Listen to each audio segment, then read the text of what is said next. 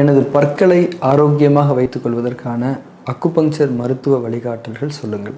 நம்ம ஈறுகளோட உறுதி தான் நம்ம பற்களோட ஆரோக்கியத்துக்கு அடிப்படை அப்படிங்கிறது தான் அக்குபங்சர் மருத்துவத்துடைய அணுகுமுறை. நம்ம ஈறுகளை நம்ம பற்களை இறுக்கி பிடிச்சிருக்கிற நிலம்னு நம்ம புரிஞ்சுக்கணும். நிலம் தரமாக இருந்தால் தானே மரம் நல்லா வளரும். அந்த மாதிரி நம்ம ஈறுகள் உயிரோட்டமாக இருந்தால் தான் நம்ம பற்கள் ஆரோக்கியமாக இருக்கும். அக்குபங்சர் மருத்துவ கோட்பாடுகள் படி நம்ம மண்ணீரலும் வயிறும் தான் நம்ம ஈறுகளுடைய உறுதி மற்றும் பராமரிப்புக்கான உயிர் சக்தியை தரக்கூடிய உறுப்புகளாக இருக்குது. இதே மண்ணீரலும் வயிறும் தான் நம்ம ஜீரணத்தை நடத்தக்கூடிய முக்கிய உறுப்புகளாகவும் இருக்குது.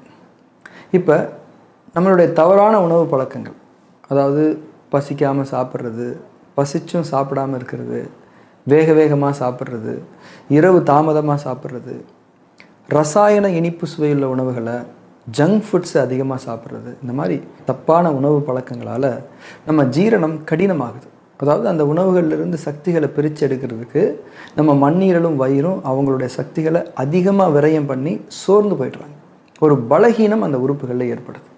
இந்த பலகீனத்தோட ஈறுகளை பராமரிக்கிறதுக்கான உயிர் சக்தியை அந்த உறுப்புகளால் நிறைவான தன்மையில் கொடுக்க முடியாமல் போகுது. நம்ம ஈறுகளுக்கான உயிர் சக்தி குறையும் போது நம்ம பற்களோட ஆரோக்கியமும் பாதிக்கப்படுது. இதுதான் பெரும்பாலான பற்கள் சம்பந்தமான பிரச்சனைகளுக்கு காரணமாக அக்குபங்சர் மருத்துவத்தில் பார்க்குறோம். அதனால் உங்கள் பற்கள் ஆரோக்கியமாக இருக்கணும்னா முதல்ல உங்கள் உணவு பழக்கங்களில் ஒழுங்குகளை கடைப்பிடிக்க ஆரம்பிங்க. நல்லா பசிச்சா மட்டும் சாப்பிடுங்க. பசி இல்லாமல் சாப்பாட்டை நினச்சி கூட பார்க்காதீங்க. சாப்பிடும்போது பொறுமையாக மென்று சுவைச்சு உமிழ்நீரில் கலந்து சாப்பிடுங்க. தினமும் பழங்கள் சாப்பிடக்கூடிய பழக்கத்தை ஏற்படுத்திக்கோங்க. பழங்களில் இருக்கக்கூடிய அந்த மதுரமான இனிப்பு சுவை நம்ம மண்ணீரலுக்கும் வயிறுக்கும் அதிகமான உயிர் சக்தியை கொடுக்கக்கூடியது. அடுத்து இந்த ரசாயன பற்பசைகளை பயன்படுத்துகிறத தவிர்த்துட்டு இயற்கையான பற்பொடிகளை பயன்படுத்துறது நம்ம பற்களுடைய ஆரோக்கியத்துக்கு பெருசாக உதவ முடியும்.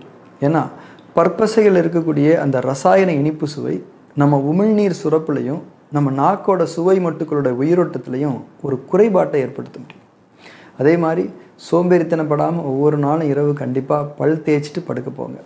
பழங்களில் இருக்கக்கூடிய இனிப்புகளையே உங்களுடைய முக்கால்வாசி இனிப்பு தேவைகளை பூர்த்தி பண்ண பயன்படுத்திக்கோங்க. மற்றபடி தேன், தேங்காய், கருப்பட்டியை மீதி இனிப்பு தேவைகளுக்கு பயன்படுத்திக்கலாம். இது போக மற்ற இனிப்புகளை முழுசாக தவிர்த்துட்டாலே உங்கள் ஜீரணமும் பற்களும் கண்டிப்பாக உறுதியாக இருக்கும்.